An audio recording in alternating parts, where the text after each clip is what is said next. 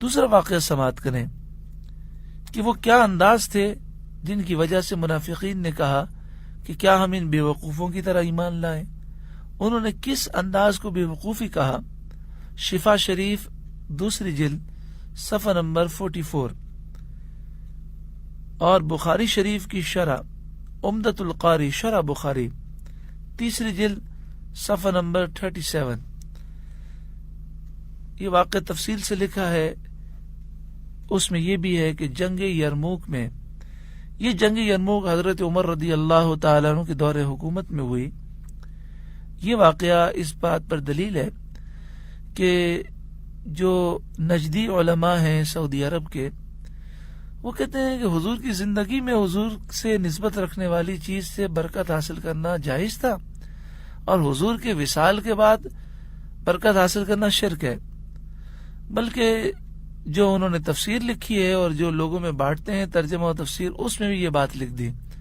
اب دیکھیں حضرت خالد بن ولید رضی اللہ تعالیٰ عنہ حضور کے منہ مبارک سے برکتیں حاصل کرتے، اور حضور کے وصال کے بعد جنگ یرموک کا واقعہ ہے حضرت عمر رضی اللہ تعالیٰ عنہ کے دور حکومت کا۔ جنگ یرموک میں حضرت خالد بن ولید رضی اللہ تعالیٰ عنہ کا مقابلہ نستور پہلوان سے ہوا۔ دونوں کا دیر تک سخت مقابلہ ہوتا رہا، حتیٰ کہ حضرت خالد رضی اللہ تعالیٰ عنہ کا گھوڑا ٹھوکر کھا کر گر گیا، اور حضرت خالد رضی اللہ تعالیٰ عنہ اس کے سر پر آ گئے، یعنی وہ آگے کی طرف آ گئے، آگے کی طرف جھک گئے، اور ٹوپی زمین پر جا پڑی۔ نستور کافر موقع پا کر آپ کی پشت پر آ گیا، پیچھے آ گیا۔ اس وقت حضرت خالد رضی اللہ تعالیٰ عنہ پکار کر اپنے رفقا سے، ساتھیوں سے فرما رکھے تھے کہ میری ٹوپی مجھے دو، اللہ تم پر رحم کرے۔ ایک شخص جو آپ کی قوم بنی مخزوم میں سے تھا، وہ دوڑ کر آیا اور ٹوپی آپ کو دی۔ آپ نے اسے پہن لیا اور نستور کا مقابلہ کیا، یہاں تک کہ اس کو قتل کر دیا۔ لوگوں نے اس واقعے کے بعد آپ سے پوچھا کہ دشمن تو پشت پر آ پہنچا تھا اور آپ ٹوپی کی فکر کر رہے تھے، حالانکہ ٹوپی اتنی قیمتی تو نہ تھی۔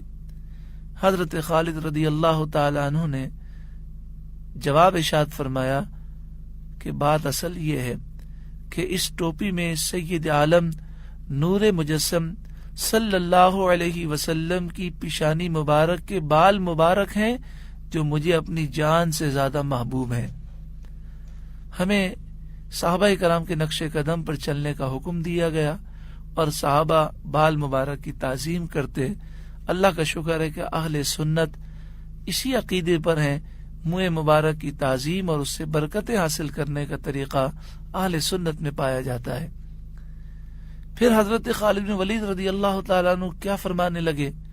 فرمایا عمر بھر ہر جنگ میں ان مبارک بالوں کی برکت سے فتح و نصرت حاصل ہوتی رہی، اسی لیے میں بے قراری سے اپنی ٹوپی کی طلب میں تھا کہ کہیں ان کی برکت سے میں محروم نہ ہو جاؤں اور یہ ٹوپی کسی کافر کے ہاتھ نہ لگ جائے۔ پھر میں عرض کروں کہ یہ ایک تاثر دینے کی کوشش کی جاتی ہے کہ جن احادیث طیبہ میں ہے کہ نبی کریم صلی اللہ علیہ وآلہ وسلم سے نسبت رکھنے والی چیزوں سے صحابہ نے برکتیں حاصل کی، وہ تو زندگی کا واقعہ ہے، زندگی میں جائز ہے، اور وصال کے بعد حضور کی چیزوں سے برکت حاصل کرنا یہ شرک ہے۔ بڑی عجیب بات ہے، شرک ہر حال میں شرک ہوتا ہے۔ جو کسی کی زندگی میں کرنا شرک ہے، وہ بعد وصال بھی شرک ہے، لیکن انہوں نے اس طرح تقسیم کرنے کی کوشش کی، اور ہم نے اس واقعے سے یہ ثابت کیا کہ حضور کے وصال ظاہری کے بعد بھی آپ سے نسبت رکھنے والی چیزوں سے برکتیں حاصل کرنا جائز ہے، اور یہ کوئی بری بات نہیں، کوئی شرک والی بات اس میں نہیں۔